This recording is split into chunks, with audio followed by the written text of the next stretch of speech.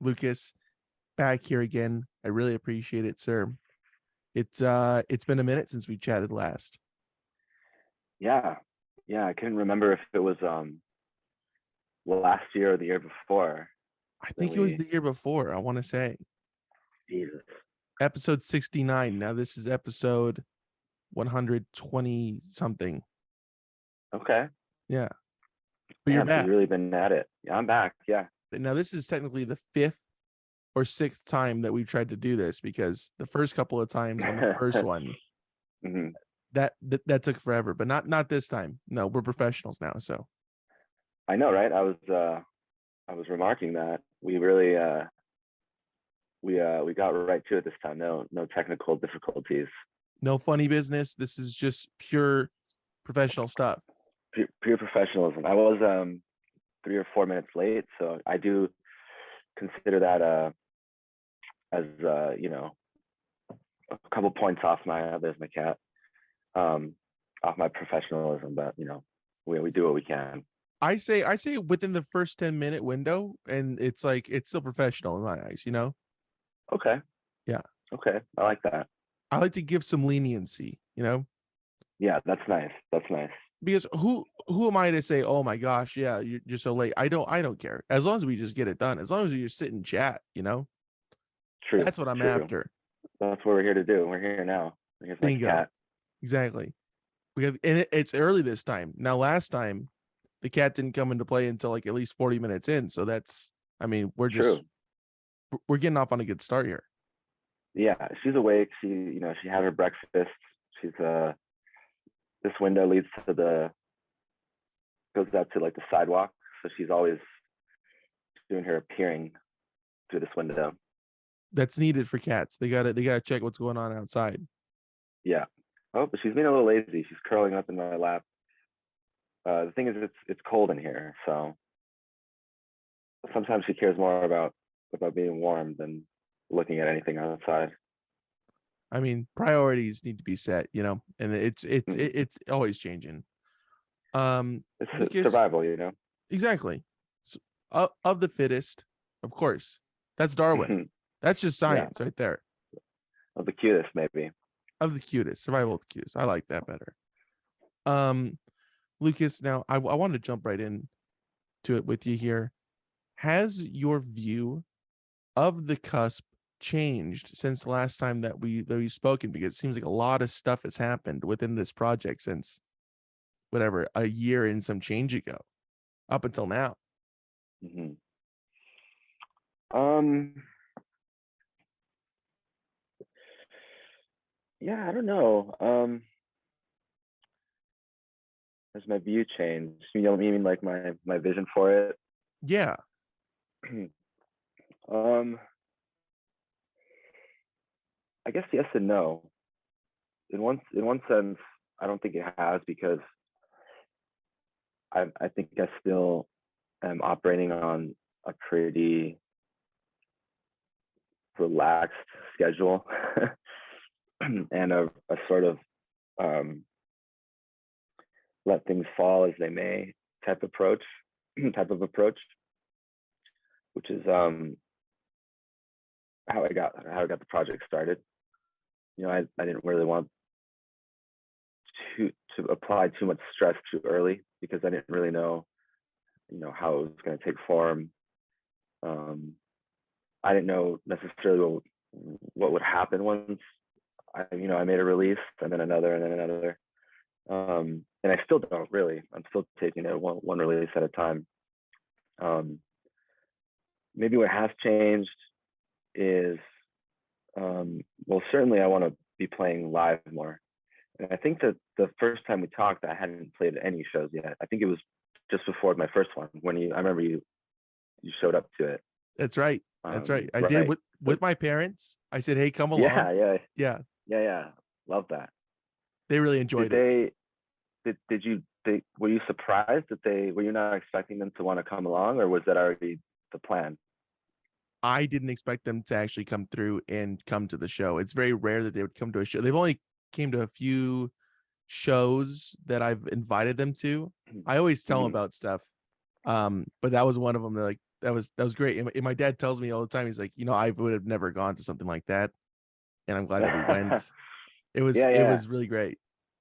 Well, it was a special show, man, because um, no one that was there was there. No one was walking by and said, "Oh, there's a show. Let me check it out." It was a very intentional situation. So the fact that anybody was there was a big deal to me, and I thought it was a good first show because it kind of gave me confidence that people were interested. Yeah, definitely. It seemed like it was a good reaction from an audience standpoint. Yeah, And yeah, yeah, people really liked it. absolutely. Yeah, so since then I've only played 4 shows. I played my fourth show. Wait a minute. Yeah, one, two. I played my fourth show last Friday in Long Beach, and to be Your honest, it's hometown, still basically, Lucas. That's your stomping my, grounds. yeah. It's one of my hometowns. It's true. I have about 3, but it's definitely one of them. And it feels like that. It does feel that way when I go back and play. So it was cool to play a first show in Long Beach. That was a feeling I hadn't felt in a long time because my band before my band before the CUSP, Molochs, was, I started the band there, so I couldn't even tell you what the first show was. That's where I sort of came up. You know, so but it really gave. I had the same feeling from that show that I had even at the first one, where I felt that I didn't just go up and play my songs and then get off stage or whatever. I felt that there was more of a connection between me and the audience, which I think that is something very different about this project than the last, or just in any other bands I've been in. Whether that's because there's more people to share the stage with, or it's more of just what I want out of it now and at this point in my life, I don't know. Probably both, but I do like the fact, like I like the going up there with the challenge of sort of really facing the audience and trying to get something out of them, not forcefully, not like in a combative way, but just I guess paying attention to them more and try to be a little more communicative. You know what I mean? Right. Whereas before it was just sort of get up there and play your songs, get off. Say if they like it, they do. I mean, if they like it, that's good. If not, well, and it's fine. It's fine if they don't like it now. But I guess I just mean more in terms of a sort of back and forth kind of thing, and not Right. just expecting them, not just getting up there and expecting them to go wild without really trying to put myself out there first. Yeah, it definitely seems like you're just bare up there. It's just you. And I don't know the man's name that is programming these Charlie. songs. Charlie. Charlie. Yeah, yeah. Just yourself and Charlie, but it's just you're not hiding, but you're not behind anything. It's just you up there, which is Yeah. I Yeah. mean, was that the biggest kind of transition between what you were doing and what you're doing now? Is that there's just not as much stuff going on up on stage? I would say so, at least in terms of the live aspect, because um yeah, I mean, I've thought about having more people, and even some people who don't, I think, quite get that this is what I want. They're like, oh man, when are you gonna get a band? Or it'd be so cool to get this or that. And I forget that not everyone, some people are a lot more, maximalist than I am. I'm trying to simplify it all, and people, not to their fault, there is the other side of it where people love to see like 15 people on stage doing a bunch of stuff, which is cool. But what I'm trying trying to get out of this is something more intimate, you know. Um, and I believe that if you do it right, which I'm still, you know, by no means am I even where I want to be with that as far as the live show, but I want to prove to myself my own theory that, you know, one person is enough to engage an audience, because it's not about how big the sound is, although it helps. It's not about, you know, how many,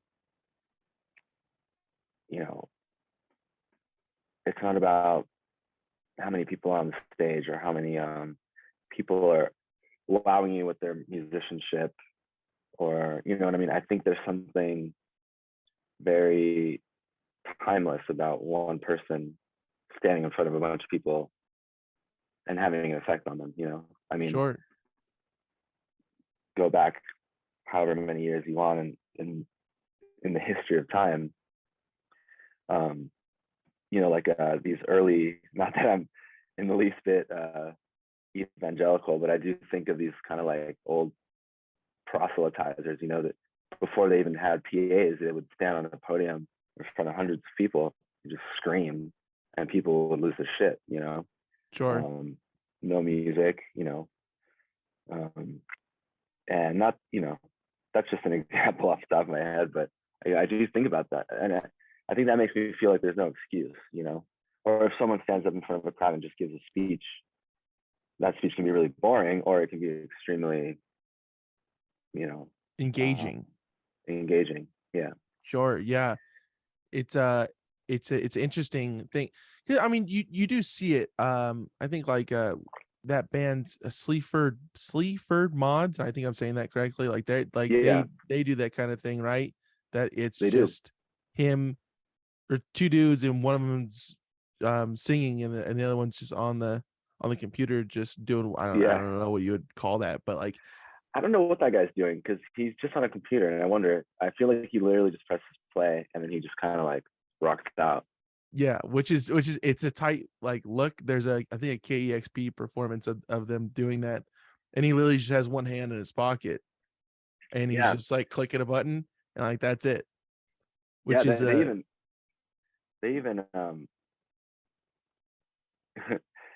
they're even more minimalist even than I am, that I'm trying to say I am now, because even for us, I'm like, okay, one thing I don't want is necessarily for someone to just press play on a backing track. I do like the idea of the music having some kind of live manipulation, and there being some kind of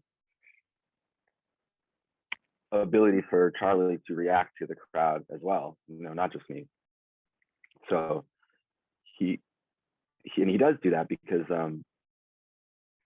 he has, it is a backing track, you know, but he's playing it in a sampler, so he has a little bit more leeway with, you know, filters, or he might be able to like, you know, stop the track for like a half a second and drop it back in. And I do like that aspect, because I think it's the same role that I have as the singer. He sort of has that as the person playing the music. And I think that for me, that's a good compromise between not having a band, but also not just playing, you know, a backing track. Because if I did just do that, I literally would just do it myself. I just go walk over and press play, and that'd be it, you know. right. But I like someone who is a good musician. And funny enough, Charlie is someone who is also, he's not from Long Beach, but he was in the Long Beach music scene forever. A little bit before my time. He's just a little bit older than I am, and so we do come from that same background of being in bands.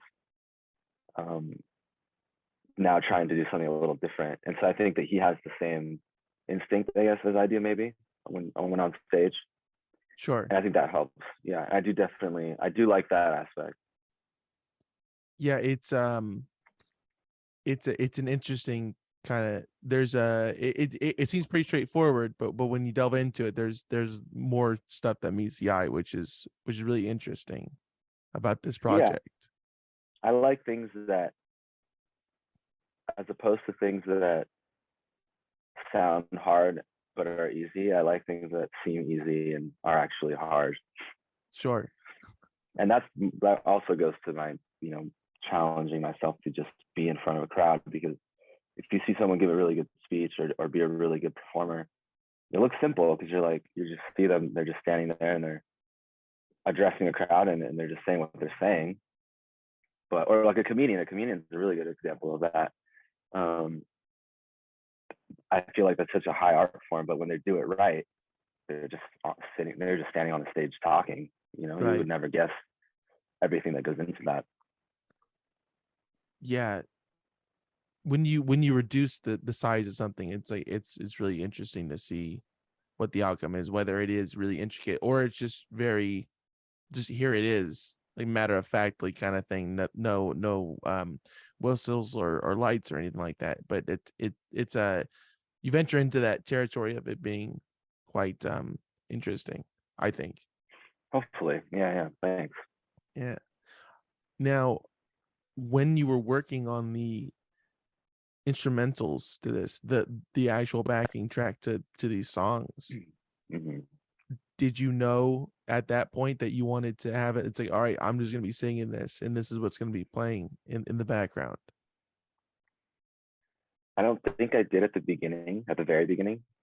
Since we've talked, I put out an EP, so another 5 songs, I think, since we last talked.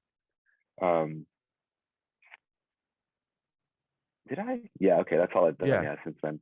definitely. Um, and it did change a little, because I think I had already, by the time I did the EP, I had played, a show.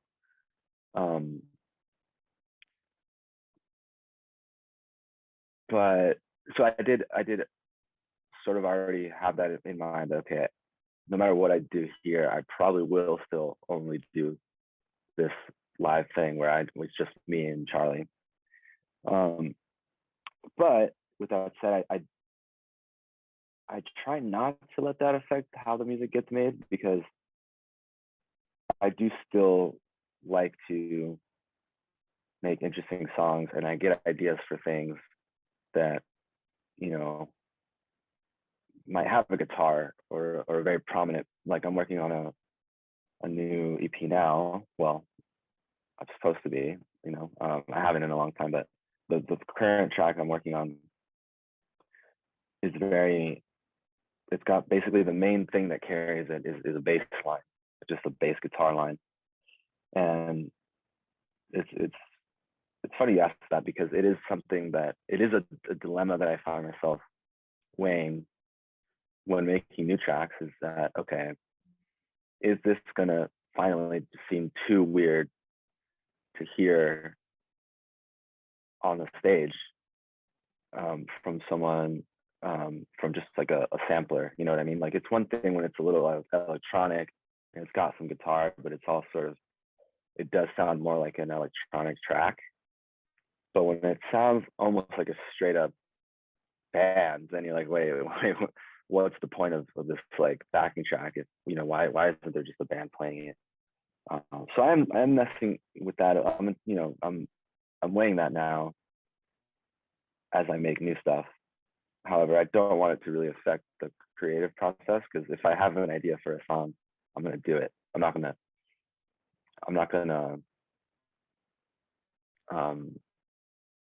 Be like hindered not by a thought that yeah maybe some other people would have. It's what you want to make, right? yeah. And honestly, I mean, at the end of the day, I think the conclusion is that, it doesn't matter if I make a track full of guitar solos. I'm going to do that anyway. There's going to be the recorded version, and then we're going to take it to the stage and just see how it works, And like I said, I think Charlie being able to still do something live, some aspect of tweaking live, helps. Again, it's not just pressing play. And yeah, I think that's just, I think people, if it is weird to the audience, which I don't think that it is. I feel like it's something that one worries about more than they have to. I think just because my standards are higher, maybe in terms of like how I want to appear, like you kind of have that fear of like, does this just seem lazy, or does this seem like a intentionally thought out thing? You know what I mean? Sure. Which it is. It is. And so I think that if it does seem weird to an audience or whatever, you know, I think they'll get used to it. You know, that this is just what this project is. You know what I mean? So yeah, you know, and we'll see how it goes, because even with the newer EP, a song or two on that one, especially one, which was sort of like the main single, I See Faces, is pretty like guitar and bass forward. And I thought that was weird at first, you know, I thought a little weird playing it and being like basically listening to like the sound of a band playing as I sang along. But then I don't know, then it just that sort of fear went away, because it's just, you try to have fun. And I think you forget that a lot of people maybe haven't heard it yet that are in the audience, and maybe that's just all they're, you know, they're just listening to the song for the first time, not thinking about like, wait a minute, well why is this guy just like playing to like a backing track of a band, you know? Right. I mean, and only you would really have like that deep of a thought process on it, because you know you're so submerged into it. And like, how is this going to be perceived outwardly? But you are in it yourself, you know. So it's kind of hard to gauge how somebody else will take it. Exactly. And at the end of the day, it's not really productive to worry about that anyway. No, it never is. But you are your own worst enemy. Everybody is. Nobody could get on your case the way that you can on yourself. Exactly. You know? Yeah, exactly. Yeah. So it's hard to find some distance between yourself and the thoughts that persist. Yeah. Which is another part of it, you know. I think when you do something new that is a little uncomfortable, you're pushing yourself to have a better relationship with your own thoughts and your own that, you know, the mean whispers, you know, in your mind. You learn more so how to not let them affect you, because if you're in your comfort zone, you usually don't have that doubt. You don't have that doubt, Right. because you're just doing something that, for whatever reason, you've already decided in your head that's okay, it's safe. So I like being on that threshold, because you're sort of always in some kind of war, you know, with yourself. Yeah, A good, absolutely. in a good way, in a good way. Sometimes in a bad way, but hopefully in a good way. Yeah. only good if you know, if you're winning eventually, Sure. or at least fighting, or at least not giving up. There you go. Is it important to have these kind of challenges and changes within pace for yourself within music? Do you feel like that's a crucial part of making good music and quality music, is to like deal with these kind of different levels of, oh shit, okay, like that doesn't work, but this does, and then if this worked, that doesn't work anymore. Like these kind of weird things are like, oh, okay, I got to take that out, and how are people going to perceive this? Or is this all part of something that needs to be done in order to create something that is good? Yeah. Theoretically, anyway, you know, I aspire to that, because with all that said, I do still struggle with that, and even sometimes might get really easily discouraged, and might not even, you know, go back in the room and work on something for a long time, because those challenges can sometimes be so disarming and just like discouraging, you know. But to come back and be like, okay, no, like, just, you know, let's figure this out, I think is important, you know. I think it's also important to have fun, you know, to not lose too much of that aspect. And you could go too far in the like philosophical direction, say, oh, it wasn't hard. It was, no, I've some tracks come together really easy for me, and I think that it's okay to accept that and enjoy that when it happens, and not think that you need to overcomplicate it or make it harder on yourself if that's not really necessary. So I think that it's good to. Well, you're definitely right what you said, and I do agree with that, and that is my philosophy. But it's good to not let yourself get too carried away. If you've already found, if you've done something that you like, and maybe it was actually pretty easy, and fun, that's okay too. As long as you're, I don't know, as long as it's genuine, and you're not letting yourself off the hook. You know what I mean? Sure. If Yeah. if you're like, it's okay, it's not great, but that was fun. Okay, maybe there you should push yourself a little more, But if you're like, whoa, shit, this is awesome. It took fucking half an hour, then so be it. Yeah. That just means you're the greatest musician of all time. So remember Yeah, that, I mean, viewers and you're a genius. listeners. in Yeah, in any sense, even outside of music. If something works for you the first time, like you're just the best, and that's how that works. That's how the yeah, and Beatles then did it. you move on to the next thing, and then you'll feel like you're the worst, and that'll be a whole other challenge. Right. You got Then you realize that you're the best, and you remember that you're like, no, it's good. And then everything that you'll subsequently exactly, do. Yeah. That's just the process of creativity. Yeah. Yeah, exactly. So I mean, all these all those songs that you did perform, going back to the first time that your first performance down there at the LA River down there. Mhm. It was Down by the river. down by the river. That was the first time performing all those songs in front of multiple people. Yeah, that was the very, very first time. Not only that, but it was the first show I had played at that point since 2019, I think. Wow. Oh my So gosh. yeah, but yeah, no, that was the very first CUSP show. I mean, everything about it was new to me. Um,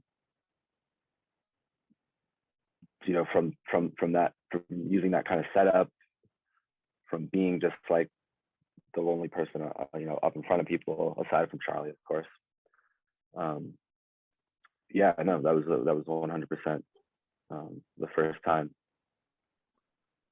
What was that kind of that day leading up to that performance like? What was going through your mind before you're like, all right, it's time to do this, time to like Hmm. embark on this journey of actually doing it in front of people?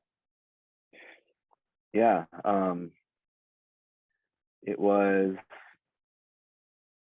a little nerve wracking because it not only had the element of that, of this being this new kind of scary thing, but there was also a lot of logistical things and technical elements that I just hoped would work. First of all, it was a generator show, so I was like, okay, the guys in Traps PS were handling that, and they had done this a bunch of times before, so in other locations. So I wasn't too worried about that aspect, but we were using a PA that was kind of small. There was some worry going on that was more of like that aspect of like, I just hope that everything works. Then of course there was the nervousness of this whole new type of performance for me. And I guess that, I was nervous.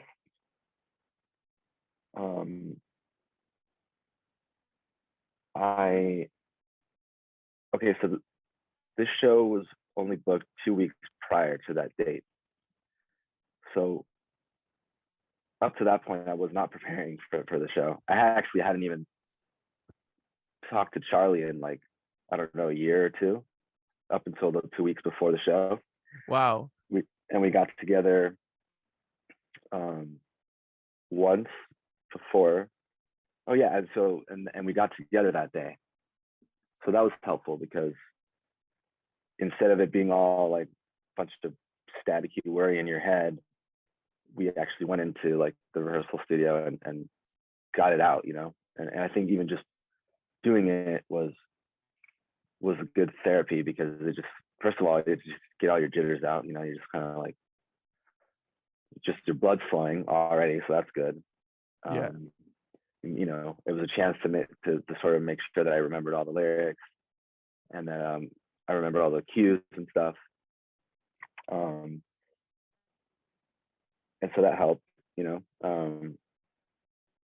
So yeah, but also yeah, in those 2 weeks, fear, basically, a fear of me making an ass out of myself, propelled me to be a little more regimented. You know, I was sort of like doing a little more like exercise. I was kind of like eating better because I just really didn't want to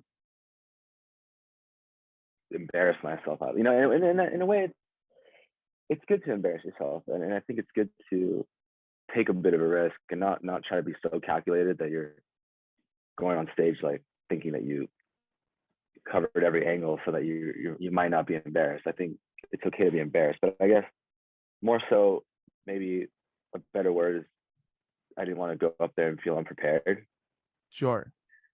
You know, if Yeah, I did everything absolutely. that I could to the best in to my ability to be prepared, then if I embarrass myself, I embarrass myself in a better way than if I look like an idiot because I just kind of fucked it off until the day of and sort of, you know, fumbled around, forgot my lyrics, you know, missed my cues.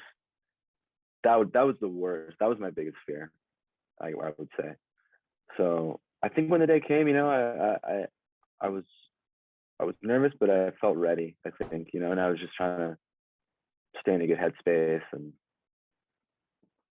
just also antsy. I don't like waiting around to play, so that's always kind of you know, if I could wake up, roll out of bed, and just do the show, I think it would save me a lot of just like worry, you know. Sure. Now, how did you end up being slated to play the first gig? Because you said 2 weeks in advance that you were put on the bill. Yeah, Were you just asked to do it, or?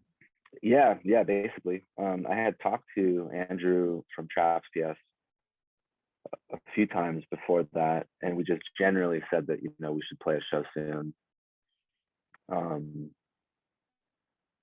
And I had said, yeah, you know, at this point, I still wasn't sure how I wanted to even do the CUSP or how I wanted to, if I wanted to play shows. Again, I hadn't played a show at all in a few years, so that was weird. You know, it was still, you know, it was only early 2021, so live music was still not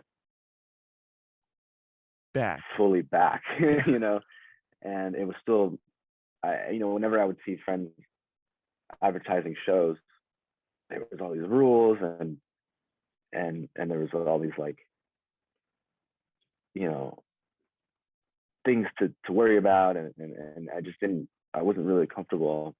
It didn't seem attractive to play a show in that point in time.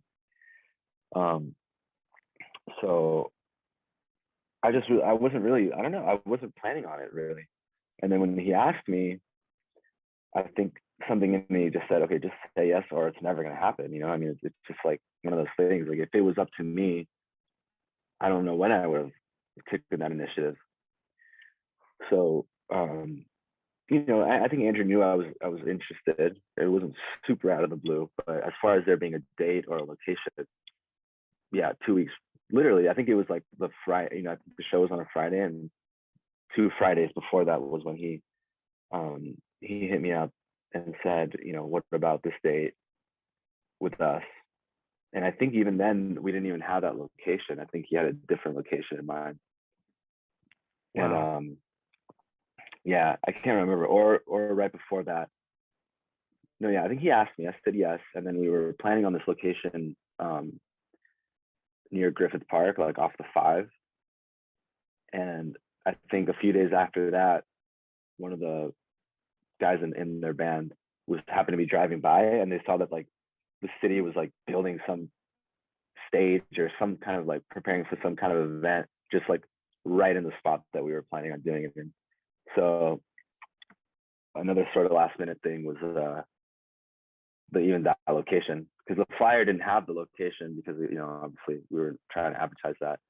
There was always the risk of it getting broken up. So yeah, no, it was very just like, do you want to play? We're not sure when. I mean, we're not sure where. We're not sure if it's going to work out. I didn't even have anybody to play with me. I just said yes, and then figured it out. So was that needed for you to be like, now it's now or never, basically? Was Yeah, I your think so. process, and it just came at the right time that you're like, this needs to be now?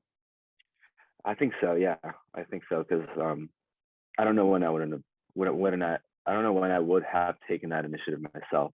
Sometimes I need to be dragged, you know. Sure.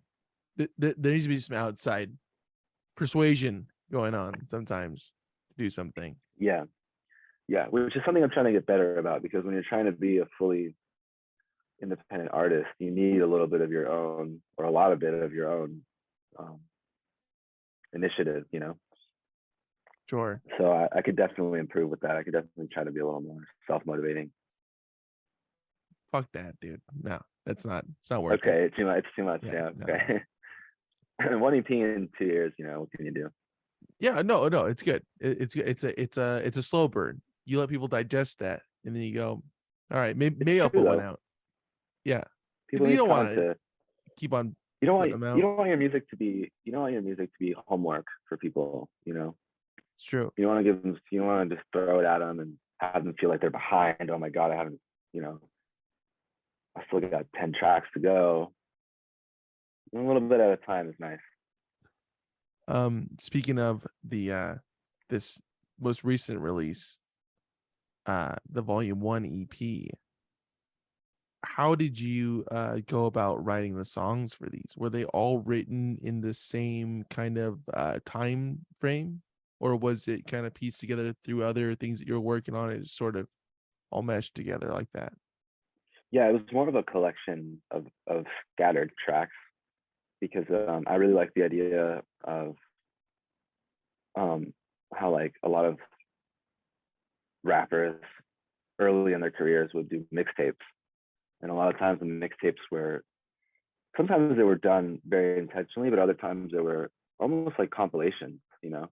And I like the idea of a mixtape being a snapshot of a moment, as opposed to a fleshed out album or EP. You know, call it an EP, but I also sort of call it a mixtape for that reason. And so that idea I had first, and I knew I had, you know, I had like some unfinished tracks, and sort of like what I was saying before, I had a few tracks that I had done more like when I was experimenting, trying to learn how to use my analog samplers and drum machines and things like that. And I had a track or two that I fully just did in Ableton. Like one of them I did. I may have mentioned this last time we talked, but oh wait, no, I didn't, because I hadn't made it yet. There was one track that I made while we were in Canada, like visiting my wife's family. You know, I took my computer with me, and I was just sort of working on this track before bed sometimes, you know, like after a few drinks, just kind of like trying to learn Ableton and kind of like just vibe out and sort of like absorb that. You know, when you're on a trip, you kind of feel a little more like free spirited or something. So you Sure, kind of it's a maybe change of pace, and you're getting out of doing your things a little comfort zone. more. Yeah, you're doing things a little more intuitively, maybe, and instinctively, because you're just sort of like vibing, you know. And so I made a track like that. It came together pretty fast. And so, What the track was music it? did. That one is called A Lot of Talk. I think that's the 5th track. But yeah, so I kind of made the basic track while on that trip, and then on the plane back, I wrote the lyrics. Where in fact, actually, the lyrics kind of like, there's a line or two that's like, I'm on a plane, and it's very like, you know, I started it very literally, and then it kind of goes off into some random stuff. But you know, so there's songs like that, and there's ones that were like a little more fleshed out. There was like the song "I See Faces" was one that I had started in, I think, like the summer of 2021, and just put it down for like months, and then picked it back up. And then when I decided to do the EP, try to buckle down and really like flesh it out. So yeah, it was a lot of scattered unfinished tracks that, when I decided that I wanted to do a mixtape style EP, it was easy for me to then bring those together regardless of how different they might be, Right. But I feel like what's funny about that is that then you bring them together, you finish, and then you say, oh wait, actually they kind of do go together. Sometimes, you gotta just do it. And it's more, it ends up being more homogenous than you thought it was going to be, because it's you. So I mean, even if the songs are different, You still made sometimes them. it doesn't feel too jarring. Yeah. Yeah. How long did it take you to kind of put together the track list for that EP? Did that take some time? Like you were kind of mentioning, like was that kind of a process of like, I don't know which one should go in like this order or that order? Yeah, it took a little bit of time because I did have a lot of little scraps, and it took a little time to decide which ones I wanted to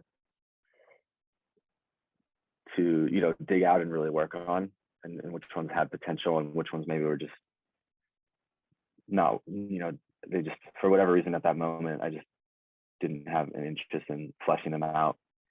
So it took a little bit of time just to choose, although there was a few that were definitely, I knew already that was like, okay, this one, I have to do this one. And then once I chose them,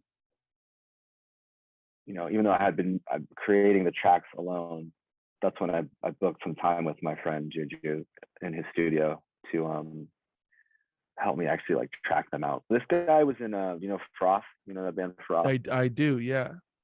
So yeah. so that Great was his fucking band. Great band. Yeah. So he does more, he's really productive now as a engineer and producer. Does he do sound at I forgot what the fucking place in LA?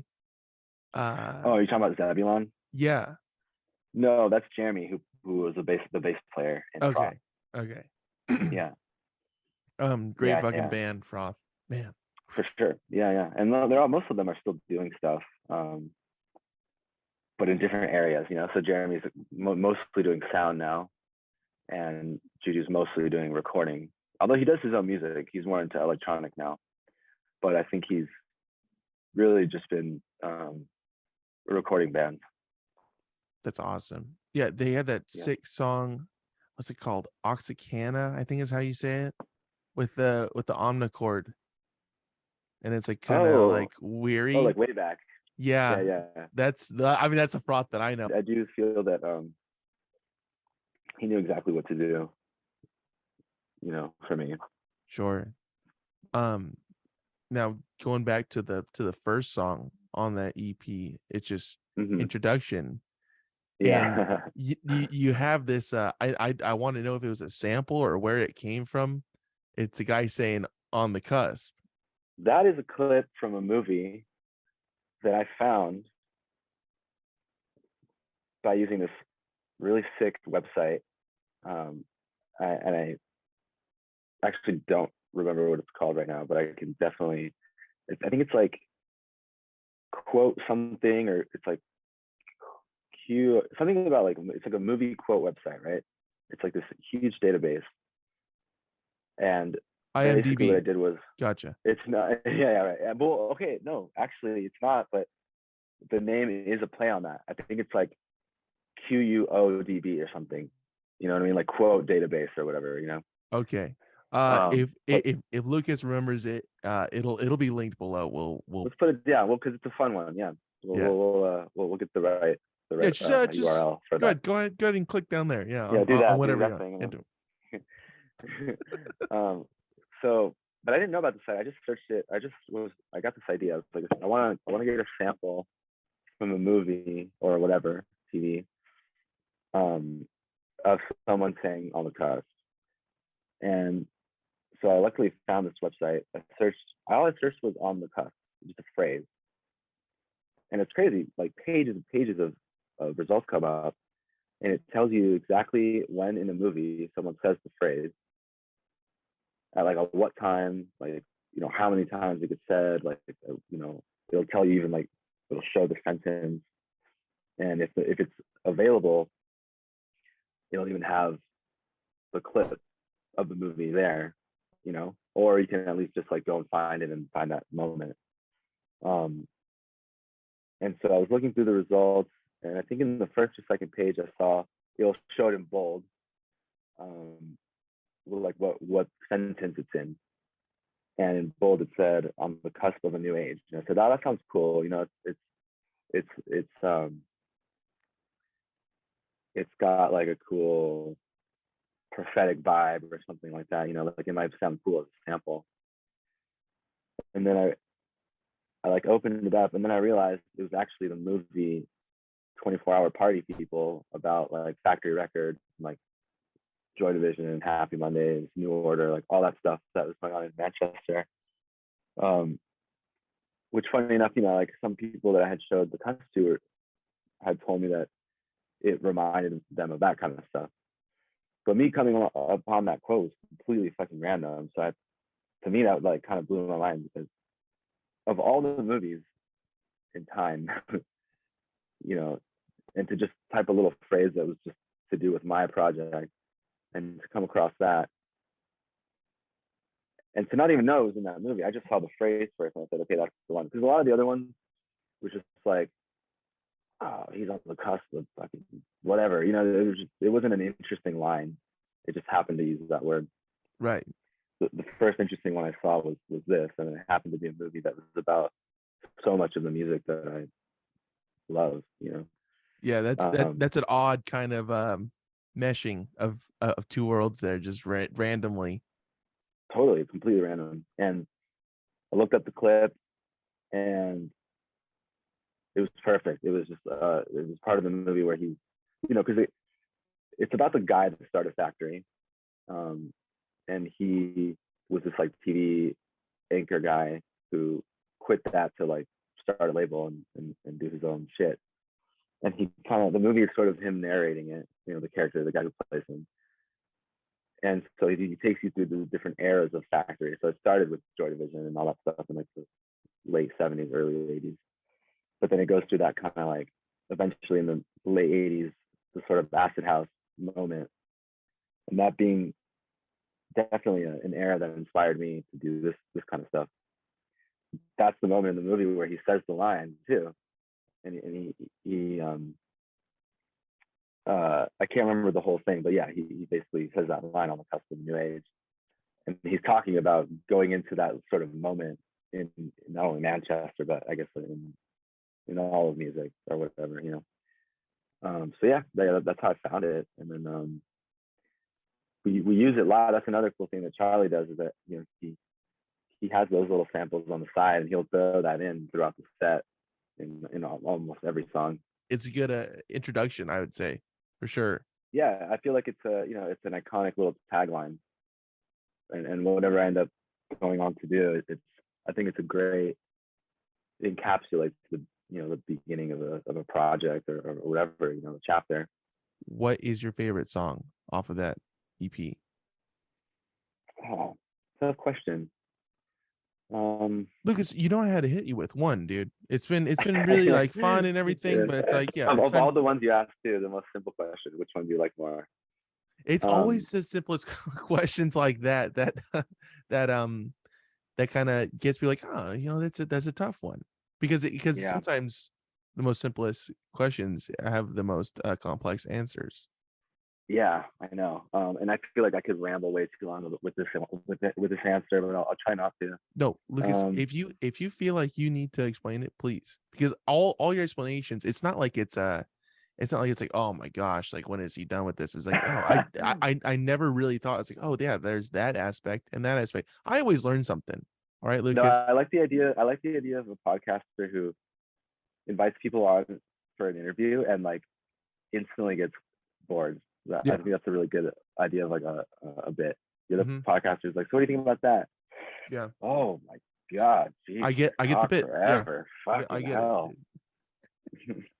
I fucking get it, dude. Come on, fuck. Come on, dude. Okay, so I think that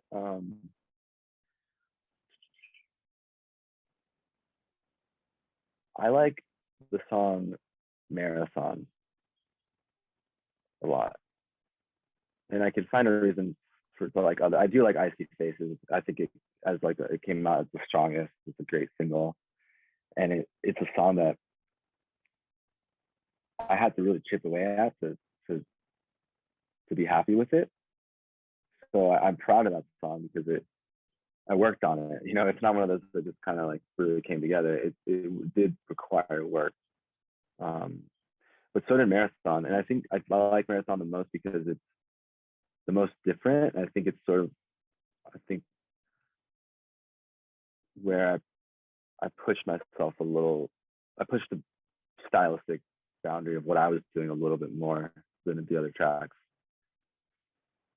So to me, it's like I like that because it's like, oh shit, like it kind of I don't even know what to call that song. You know what I mean? Like I don't know what I did there, but I like it. You know, and it's a little Yeah. more. I think it harkens back to um, my old style of lyricism. That like it's just more like a little bit more like emotional, like a little bit more introspective. Whereas like out of the gate, the cusp was it was introspective, but I think it was just more like you know type A personality, a little more like extroverted and like high energy. And I think Marathon, I got to get in touch with like my more like sad side again, you know, like or just like you know not trying to like have this facade or something, you know what I mean? Like Mhm. Right. sort of broke that down a little bit. And now It's you're building it vulnerable, back I guess up. you could say. Yeah. And But now every song's vulnerable, so I don't know. It's just like I just thought that it has a different emotional character than the other songs. yeah, and you're building up the big hard shell again. Like there's no gonna be no more vulnerability within the songs or the performances, right? You're just back to basics. Maybe Just maybe never again. Maybe that's the only one. You know. uh, well, I mean, it was nice though, with the image that's on the EP, the volume one. I feel we keep on talking about the EP, but the CUSP EP volume one or Yeah, volume one EP, however you want to yeah, say yeah. it. Yeah, All of those work. yeah. Type it in any which way, it'll pop up. Yeah. Uh, on the for the image of that, it looked like it was a photo taken at that first concert by the river. Is that where that It was. photo was taken? Yeah, yeah, What yeah. was what was it about that image that stuck out to you so much that you wanted to put it on like the cover of the first album? Well, I thought it was perfect. You know, I thought it encapsulated everything that this has been till now, and I thought that um, not only the significance of that specific day, you know, I thought it was a special day, and I thought that it being the first EP mixtape thing, volume one, it, it having that image was it just lends itself more to that theme of it being the beginning of something, just like that day was, you know, and that to me that image is also is just is me doing that for the first time. You know, I thought it was special, you know, and not everyone that looks at that is going to know that, but I think that even for someone who wouldn't know that context, I think it just has something, you know. It's like a new me, you know what I mean? Like, so I thought it was perfect, and it also it gives the viewer a visual component of what the project is, and if you know that's what it might look like live. You know, I mean, it is what it's going to look like live. It's just one person, you know, addressing the audience. So I thought it was just you know a really fitting, and it's to me an action. It's not a. I like that it wasn't a pose. Not that I you know I have photos like that, but I like that it wasn't That like sick a one in the press Nike shot shirt, by the way, the sick one that you're posted up with the next car. next to your yeah, that's a dope one. I like that one. Thank you. Yeah, so I'm not saying I don't like to do that, because I like to take photos like that are more like fun, and I don't mind a post photo. That's the name of the game. You know, it's okay. I'm not like against that by any means. But I thought that a photo in action was more suited to the EP. Sure. Speaking of kind of capturing that moment and capturing you in motion, when did you decide, like, oh, I want to film this, like I want to have this documented as like the first show? Oh, like the live thing that we put out Yeah. of it. That luckily, you know what, man, that was a friend of mine. His name's Tanner. He's actually a really good artist. Tanner McCardle. I've known him since I was like 14. He does a lot of he actually does a lot of work with like metal bands, like death metal bands and things like that, and some other stuff as well with video and video editing. And he just luckily took that initiative himself. He said that he was coming and that he wanted to bring his camera, and so nothing was planned. He just filmed it for fun, you know, or maybe with the idea that maybe something could come out of it, depending on how it came out. And shortly after that, he sent me just the raw footage, and I watched it, and I asked him, yeah, if he was wanted to sort of cut it together as like a live thing, because it, you know, it was cool. I thought it was really, you know, it's not every project gets to have their very first show not only filmed, but filmed in like a cool way. Like, it looked really good. I thought he did a good job of like filming the surroundings of that spot. You know, he kind of like, there's shots where he's kind of zoomed in on me, and all of a sudden like the Amtrak goes behind me, or he'll zoom into like the city behind me, or then also he pans around to the people.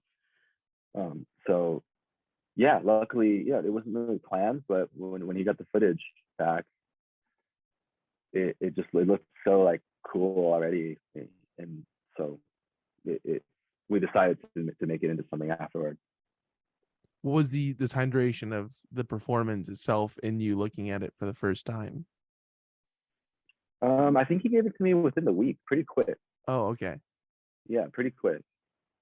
Was it kind of like crazy, like looking at yourself like in that moment to have that dog, like we were talking about, like that's not like a normal thing to have, but that's awesome to have. Like it's a great thing to possess. Like I have Yeah, the first documentation of this.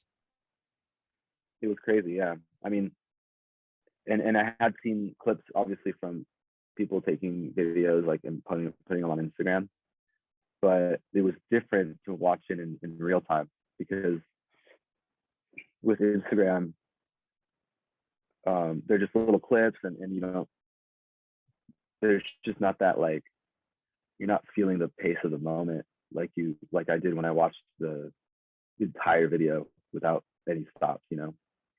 And yeah, it was cool. There was moments where I felt a little like, oh, I don't love the way that I look right now, or like the way, more not the way that I look, but like I don't, like, okay. There are moments where I remembered being like, shit, I didn't think about the fact that there's a long period of time without vocals, and you know, I didn't really think about what was gonna do, you know, like, and I think my only reaction in like real time in that moment was like, okay, just keep. I didn't have this thought, but my instinct was to just sort of keep pacing back and forth. And then when I got the video back, you know, you can't tell it's going through my mind, but I did remember having those thoughts and being like, okay, I need to go back and not like not choreograph anything, but you know, consider that these moments are part of the set, and like, how do I want to feel during this moment? Do I want to like back off? Do I want to take the moment to like try to get the crowd going? Do I want to ad lib, you know, which I do a little bit sometimes live. More so now. Yeah, so in a good, it was a very like you know how like soccer teams or like any sports team, they watch, you know, they go back and watch their games and shit, you know. Yeah, you gotta watch that footage. Got to get in there. Yeah, Yeah, check it yeah. out. So Assess. yeah, so and it was like that too. Aside from being a cool, you know, piece of content to put out, um, it was also very. It was like watching a game and try to see how you can improve. Right. Lucas, last question here for you. What is your favorite song to perform live? Let's see.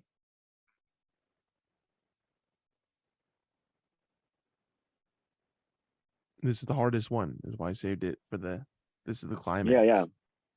I'm thinking back to like the most recent show because it was really fun. Um,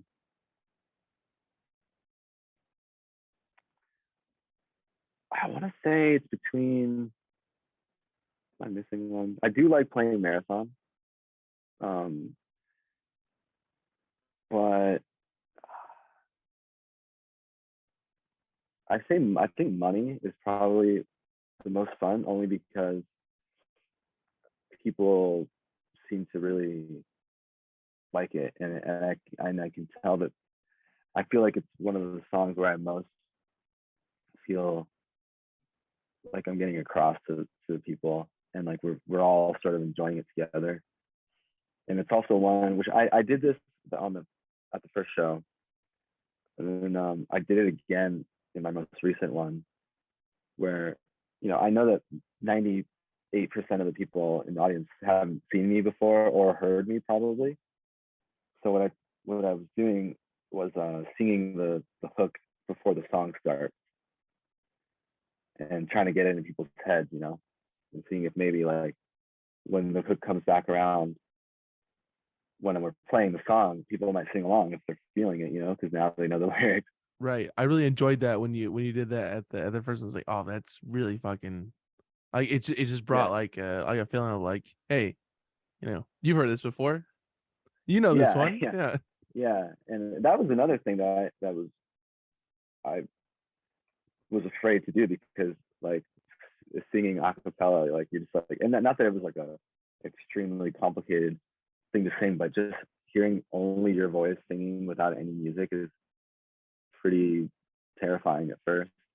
Yeah. So you know, that's another thing, that aspect, that something new that I tried. Um, and so I did that at this last show, and it really worked. It was a crew of like really like hyped up people, and I love that because they, to this day, I don't even know whose friends they were. I don't know who they were there to see, but they, even when I just sang the hook a couple of times before the song started, by the end of the second time, they were already singing it along. I'm like, oh, this is gonna be sick. And then the song started, they sang along like every single time the hook came around. And after my set, I saw them outside, and then they just came up to me, and then they were just still singing it uh, to me. And then I saw them later at the show. They started singing it to me again. I saw one of them during another band set while the band was playing, and he started singing it to me while the other band's song was playing. So it just yeah, it really worked out.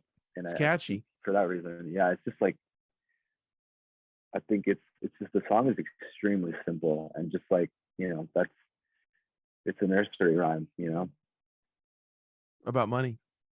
about money, yeah, about adult things, the things that will, you know, ruin the kids' innocence once they get old enough. Yeah. And that's what you're just preparing them for it, which is good. Yeah, You don't want them to be exactly. blindsided. That'd be a rude thing to do, you know? Yeah, exactly. Yeah, Lucas, thank you so much for coming back on, man. Uh absolutely. It's been a pleasure. always a pleasure chatting with you, and I can't wait to see you again. And for those who haven't seen him, next time that he plays, go see him. You will love it. I was kind of bummed that I wasn't able to get out to that Long Beach show, but Yeah, Yeah, all good. There'll be others. I'll be back out there. And if you want to attend one of these shows, the best place you can keep up to date with what he is doing is to follow him on Instagram, which is at Luquila Soda on Instagram. Again, that is Yeah. LUQUILASODA on Yeah, Instagram. we'll slap that in the